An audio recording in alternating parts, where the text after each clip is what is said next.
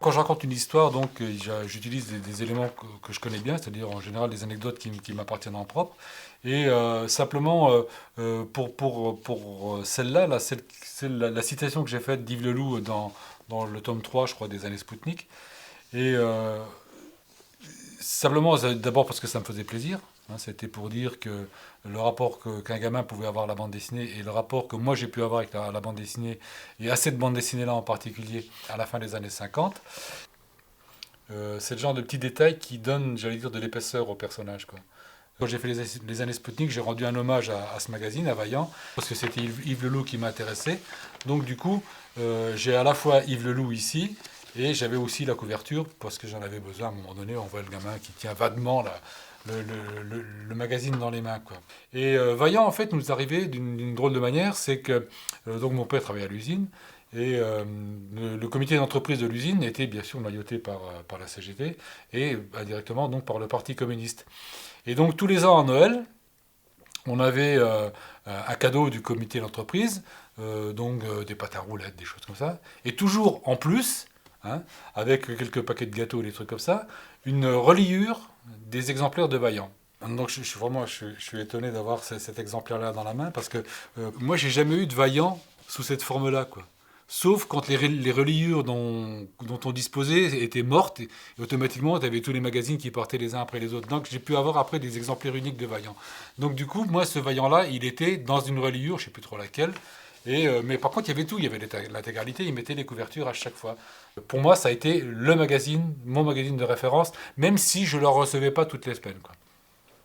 Qu'est-ce qu'on trouvait dans Vaillant alors Bah, dans le Vaillant, moi, ouais, je me souviens vachement. C'était donc il y avait Arthur le fantôme. Bon, ben là, c'est la référence avec la couverture. Hein. Il y avait Arthur le fantôme, et moi, ce que je préférais, ce qui me faisait le plus rigoler, c'était la pension Radicelle. Ah non, c'était le fantôme juste ici. Et je sais pas s'il y a la pension Radicelle là-dedans. Pif, c'est, je suis pas trop fan. Ça, par contre, tu vois, je m'en souvenais même plus. Bon, ça, c'est les pipes.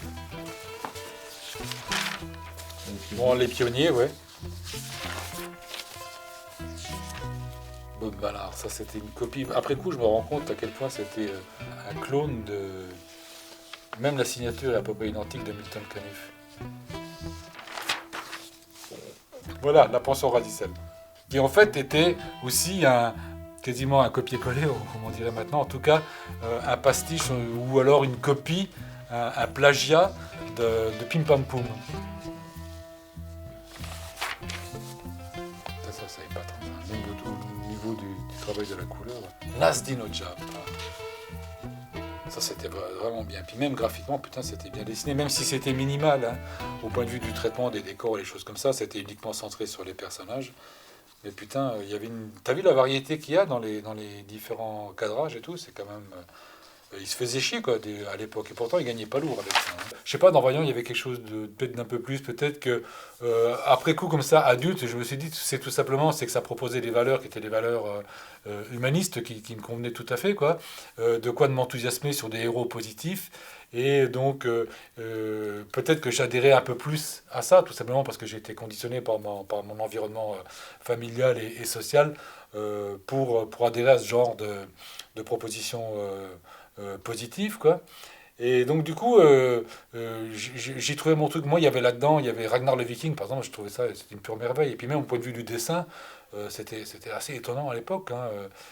Mais même, il y avait ça, il y avait donc les Pionniers de l'Espérance, il y avait, mais surtout il y avait Yves Leloup. Moi, Yves Leloup, c'était quasiment ma figure totémique, quoi.